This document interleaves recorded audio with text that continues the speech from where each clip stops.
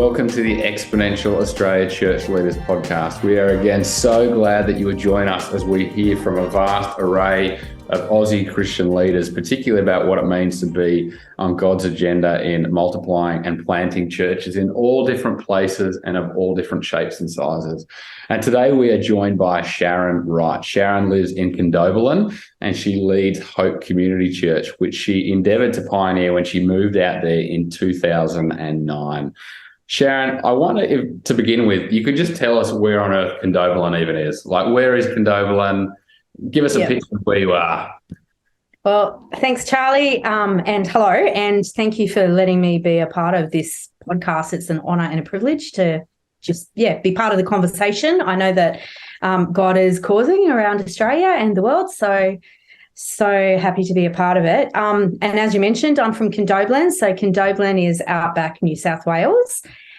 Smack bang in the middle of the state. It's a remote community and it's just a Wiradjuri country and really my heartland. God called me out there in 2009 and told me to plant a church there, and had no idea what I was doing, but kind of didn't want to go. I was a little bit scared to go, but I love Condo and I love what God's done there and love what God's about to do too. I reckon the best is yet to come so far. So tell us about that. Like, we're jumping straight into it right now, particularly the backdrop of you moving out to far west New South Wales.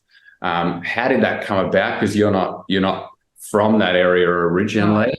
No. That would have been quite a parachute.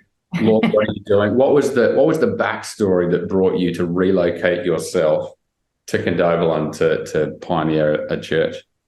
I was living in Ulladulla, so on the beautiful south coast of New South Wales, and I was pastoring there. So I was an associate minister, and I was also the Youth Ablaze director for our state. So I really just worked with and collaborated with youth pastors all around New South Wales in Acts Global Church, and saw God do amazing things in that context, and in our youth ministry in Ulladulla, but also other youth ministries along the coast and in the cities. It was, just so many amazing miracles. And when I'd go out to Western New South Wales, it would be the opposite. And I think the more I'd spent time coming out to Western New South Wales, the more I realised that, the young people of our region were not hearing the gospel, weren't given the same opportunity to really tap into that hope and a future that God had for them. And so I started to pray and ask God, well, what is it going to take for, the young people of Condobolin to open up to the purposes of God? What do you want to do, God? And God just kind of like grabbed me by the collar in a way and went, I want you to go there and I want you to plant a church. And I just, honestly, God just really gripped my heart, to be honest. It was definitely not on the career path plan that I had worked out for myself at all. But I did know that God was preparing me to shift out of Ulladulla, and I didn't know where. And I had been really just praying, God, I don't want to just go down a career path. I want to stay in step with you. I want to do what is on your heart. So God, put what's on your heart on my heart and I'll live that. And so God spoke to me about moving to Condobolin, planning a church as a single woman. And I had no idea what that was going to look like, and obviously was going to go by myself. But I connected with, through our state leader, and who was my senior pastor as well, a couple that were living in Condobolin, beautiful young couple, and really who'd been praying and believing for God to do something new in our community. And I think I just really had to go on the journey, I guess, of God just transitioning me was just part of it. It wasn't so easy to sort of find an open door into Condobolin, even though I knew God wanted me to be there. There was a big part of me, to be honest, that didn't want to go. I was very scared, and I kind of had a few moments where I was like, God, it's not too late for you to change your mind. And God was like, nope, let's go. And anyway, so eventually, I couldn't find a house. There was a massive housing crisis in Condo, and I didn't have a job. So eventually I managed to get a couple of days. I'm a teacher as well, teaching in the local primary schools. So I packed up my car and For the first 6 months I was in condo, just lived out of my car and just slept in, motels or caravan parks or on Bruce and Tracy's floor, the couple that I'd linked with, and really just wanted to get my feet into the community and start to hear what was on God's heart. And a lot of people would say, well, what's the plan and how are you going to do it? And what's the 5 points to planning a church in Outback New South Wales? And honestly, I had absolutely no idea what we were going to do, but I did know that God wanted to do it differently, and it wasn't going to be about just opening up a service, but it was going to be about reaching people who didn't know Jesus, and particularly young people, but all generations, and about really just connecting into the community. So little bit by little bit, I just got to condo, got the feel of the place. We really had to build trust in the community, and condo is a really complex little town that has a whole lot of issues between Aboriginal and non-Aboriginal, and there had been a long history of racism. So, it did take some time to build some trust in the community and, just start to understand the community at a deeper level. And, so little bit by little bit, we just started to form community, really just opening up my home and cooking meals and loving people. And just through all of that, God started to just open a way for people to just find him in a way they'd never known before. And I think that was probably the essence of the journey. It sounds a lot simpler than it felt at the time. To be honest, it was quite scary, and it took a lot longer than I thought it would take to actually even start to see the beginnings of a community forming, a community of faith in condo. And so it really was just a journey of trusting God and being faithful and obedient and just waiting on his timing. And God has just been so incredibly faithful, and we've seen some incredible things happening, and no doubt going to see a whole lot more in the future. But I think that's the essence of it. So great. And I love that even the name of the church that you planted being Hope Community, like the idea is around community and bringing the hope of the good news of Jesus into Condobolin. And obviously, I'm sure there's other great examples of that, but it's built around this idea of community is really beautiful. That's been a new thing recently. We've just sort of really adjusted the name of our church. We started with Hope Church Condobolin. We've now got a Hope Church Wagga, and we're, leaning in now for our next church in another remote community. But just, towards the middle of last year, I felt God just put a little bit of an adjustment to all of that. And we started talking to our church around the idea that if we needed to put church in the name of our community just so people knew what we stood for, we weren't doing our job. And so to be honest, and I think too, we don't want to communicate to people who've never stepped foot in a church that the church is for the church. It's actually for the community. And that's the heartbeat, I think, of what God has really put on my heart. So I love that. I feel like it's a lot clearer and stronger reflection of why God's planted our church in Condobolin, so why we're there. That's beautiful. When we spoke a number of weeks ago, you kind of shared about 2 incidents that for you, or at least maybe for me as I was listening on to your journey, really encapsulated some of your planting journey. And the first one was at the local swimming pool. And I wonder if you could just share that with our listeners, just kind of that, which I felt like was a very beautiful image of what the Lord was doing in Condobolin. I think it really started with this sense that we needed to build trust, and people needed to see that it was different. And largely that's because there had been such distrust between Aboriginal and non-Aboriginal, and it had caused such wounding and obviously, really impacted people's ability to trust God. And my friend Tracy, who I'd linked with in condo, is a Wiradjuri woman and a local woman. And I am Wiradjuri myself, but I wasn't known in Condobolin at all. And, obviously come from a different world. And, Trace and I would just go to the pool in summer when it's like 48 degrees and whatnot. That's the place to be. And we were in the middle of a drought. So we would just go to the pool and just hang out. And I'm goofy. She's goofy. We'd jump all over each other and try and drown each other and just have fun and just be normal people, basically. And we started to notice all these people from the community members that would just be standing there watching us while we're just being silly in the pool and mucking around and just being friends and family, really. And little bit by little bit, we started to see people just come in and join us. And so it got to the point where, we'd be in the pool, we'd be jumping over each other and throwing balls around and having fun. And then there'd be 40 or 50 young people just joining us and their parents sitting on the edge of the pool just watching us. And we just felt like that was such a pivotal moment for us in terms of realizing that a community faith was going to be built out of our relationship. And, the honor that we have for one another and obviously the honor that we have for God. And really from that point, our church started to be birthed just out of sense of fun and community.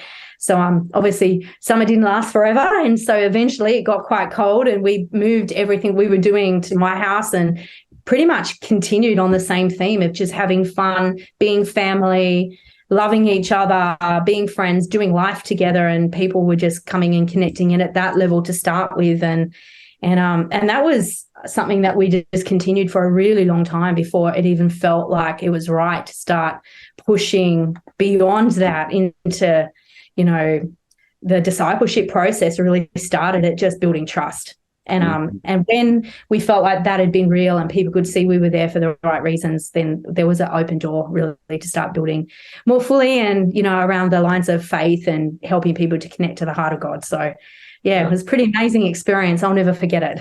Yeah, I just think that's such a beautiful metaphor of what the church is called to be in the heart of a town, a city, a nation, to be there full of joy and bringing people around the good news of Jesus. I wonder if on the flip side of that, Sharon, you could kind of share, obviously that's a pivotal moment, that's a highlight. What about some of the times that have been tougher, like the moments of struggle and challenge? And I know in the journey of any church planter, there's moments where you go, it's just all too much. It's just all too hard. Maybe recount just a moment for you where that's been the case and how the Lord's been able to sustain you through that. There's been a lot of moments, to be honest. I think it's been so amazing what God's done, but it's also been really difficult at points. And, I think that the moments where, as a church planter, that what you're doing is countercultural and you've got to take a stand. And Condo is a broken community. A lot of outback communities have. And we've had moments where, I've realized that it's more important to make sure the roots of our church are healthy than just being popular. And I think those moments have been really painful because you run the risk then of being misunderstood. And there's been some things, particularly around young people and the treatment of young people in our community historically, that have, informed some of our journey. And we've had to make tough decisions at points that haven't always been understood in the moment. And my conviction has always been, let's make sure the root is healthy. If the root is healthy, if the culture of our church is healthy, the fruit will come. Rather than look for the shortcuts. So that's been one thing that's been, a pattern of experiences at different points. And I'm sure it is for any church planter. Those moments that really matter in terms of framing the fabric of who you are as a church long term. And the other for me has been around the real lean in to try and build genuine community. Because there has been such brokenness and distrust, when we did start to gather people in, we couldn't get them to talk to each other and we couldn't get them to talk to us. And so we'd have them at my place and they'd all just sit in their phones, and it was just this like palpable sense of isolation. And just the stretch to break that down took a long, long time and longer than I expected. And I think on a personal level, I'd go to conferences and, you'd hear, this pastor's planted a church 3 months ago and there's 100 people in their church. And, I'd be going 18 months and we hadn't even led anyone to the Lord. It was just building trust and really, really intentionally building the culture of who God had called us to be as a church. And that was really counterintuitive for me for a long time. I had to just keep trusting God and going back to his promise and just addressing the insecurities I would feel at the time just on that journey. So those are the two things that probably stand out. And, I look back now on what God's done, and he has done far more than I ever expected. But I feel like those two lessons for me as a church planner have been really, really pivotal in terms of God being able to do what he and only he can do. So, yeah. Thanks for sharing that, Sharon. And you touch on a really interesting point there around insecurities. Like, I think that's something that every leader feels, but definitely every church planter feels. Definitely. And to be really candid, Sharon, you're a single woman, you're an Aboriginal woman, and church planting can be for anyone grueling, lonely, challenging. It evokes the shadow in each and every one of us. I wonder if you might be able to speak to just some of the insecurities you've experienced, and I guess how you've been able to overcome those as a journey towards whatever the Lord is doing. The first thing, and really very surprising for me, was I didn't realize how much of my identity had been hooked into what I do as a minister before I'd come. And I've always been a really hard worker. And, you know, before I came to Condobolin, I was working full-time for our church. And, you know, I was there all the time, just being faithful to what God had asked me to do in that season. And that's how I saw it at the time. But I didn't realize that I'd really was drawing worth and security and really some of my identity out of all of that doing. Of course, I came to Condo and no one cared that I was a pastor. You know, I wasn't Pastor Shaz or Pastor this or Pastor. It was just, who's that woman and can we trust her? And so it really, right from the get-go, I felt like so much of that got stripped back very quickly. And that was really painful at the time. And I just remember this one, after about 6 months of living in Condo, I bought a house and I had a friend come to visit from Ulladulla, and one Sunday morning in 40-degree heat, we were tiling my laundry, and it was about, 11 o'clock, and I looked at my watch and then I realized that it was Sunday morning, and here I am tiling my laundry, and I burst into tears and I said to my friend, am I even a Christian anymore?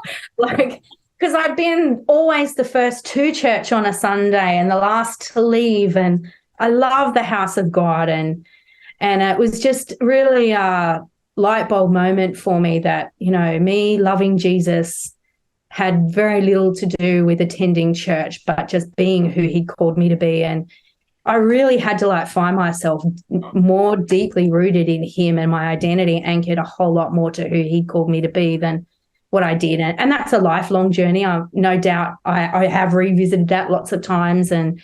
But that was definitely a huge experience for me. And I know for other church planners, it's the same, speaking to some friends who are planning a church from scratch, and that's been their experience as well, like just stripping back all the doing and just coming to this sense of being and just working through the insecurity that can come with that.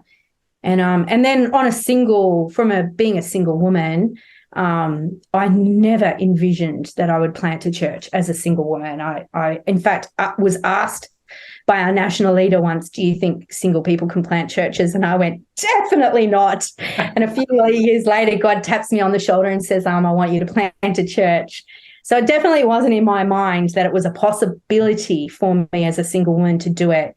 And when I moved to Condobolin, a long way from my family and all my rich relationships that I developed in Condobolin and in Ulladulla and other places, and I came to Condo and didn't know anyone other than Bruce and Tracy, and I couldn't hang out with them 24/7. So I just had this really intense period of loneliness and feeling isolated. And I think really the promises of God have always really given me strength. So in those moments where I feel like I can't, I've always gone back to the promises of God, which sit so real in my heart, and I've just stood on those again and again. But in terms of combating that sense of isolation and loneliness, I've had to learn to be really intentional about, carving out relationships with people outside of Condo, not just for myself, but our church as well.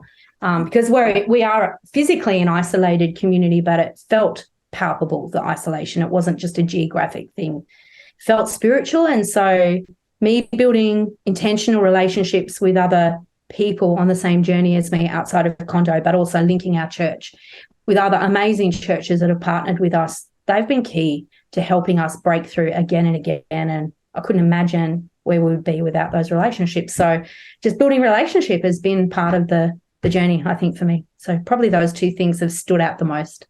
Love that. Hey, wanted to bring us to our final question as part of our time together. And this is something I've observed as I connect with particularly church planters in regional areas. And you've alluded to it a bunch of times that you're forced to think a lot more missiologically. So as a missionary in a place, how are you actually going to be able to connect with, reach and share the good news of Jesus with people who, if we're honest about it, are never just going to come to church, walk in the doors of a church. And so you very much have a missionary mindset by way of what you're doing. And I wonder if you could talk about that shift that you had to make as you moved to Condo, and even potentially what those of us who are in cities or more populous areas can learn from that approach, because I think that's a challenge for each and every one of us as church leaders. I love that question. And to be honest, it's been a huge part of the journey for us. And it continues to be something God brings me back to again and again as a senior minister, just making, to me, that's a marker that we're on track as a church if we're engaging beyond the four walls of the church. Probably the journey, and it was a massive paradigm shift. You know, in Ulladulla, I was 24/7 just engaged in church life. And even when I was teaching in a Christian school. So it wasn't my experience before coming to Condo, and God just had to, like, my senior pastor, I had this thought of like, we'll hire a hall, we'll get some equipment, we'll start a service, the Holy Spirit will fall in our community, people will just come through the doors. And he very quickly just helped me realize that probably wasn't the right approach, and that I needed to really put my roots down in the community and be, you know, a lot more mindful of what was happening outside of the four walls of the church. And that has lit a fire in me, to be honest. And I really love the fact that God constantly sends us outside of, you know, just our confined just experience of him into a world that is desperately needing him.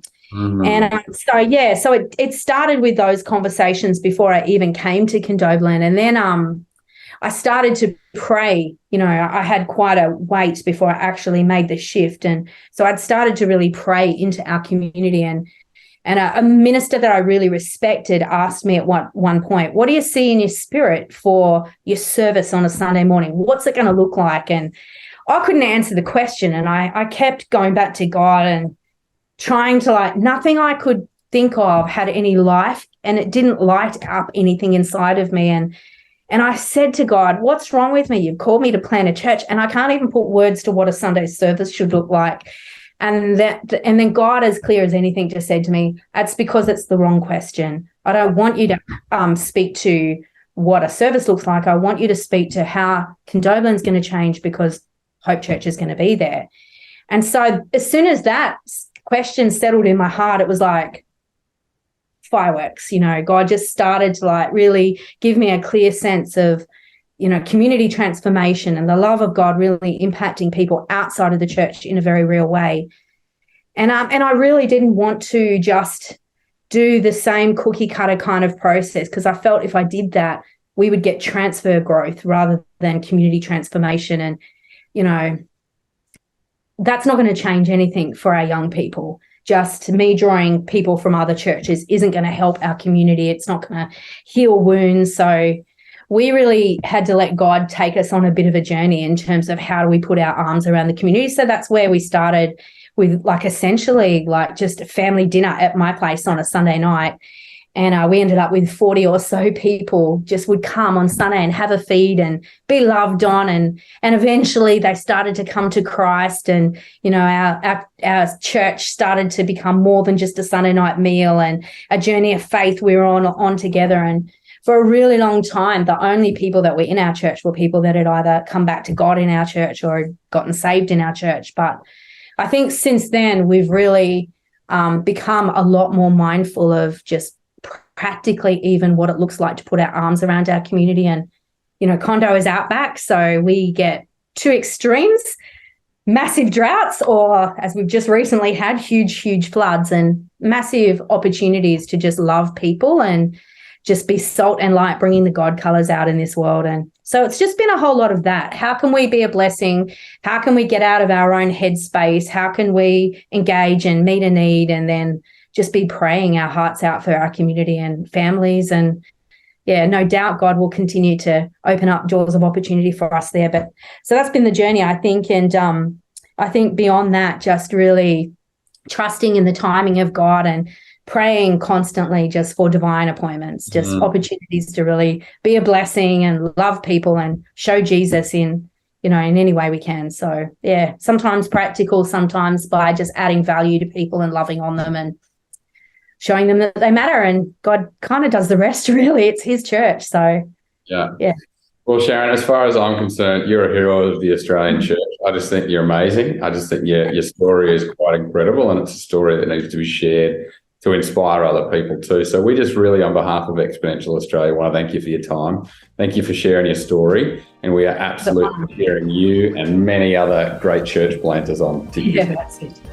Thank you so much for having me. And thank you also. Just Exponential Australia is a blessing. And I find great encouragement out of that and what you do too, Charlie. And just thank you very much for the opportunity. It's been a privilege to be a part of the conversation. And I know God's going to do some amazing things in our nation and beyond in the next season. So bring it on, hey. Absolutely. Thanks, Sharon. No worries. Thank you. God bless.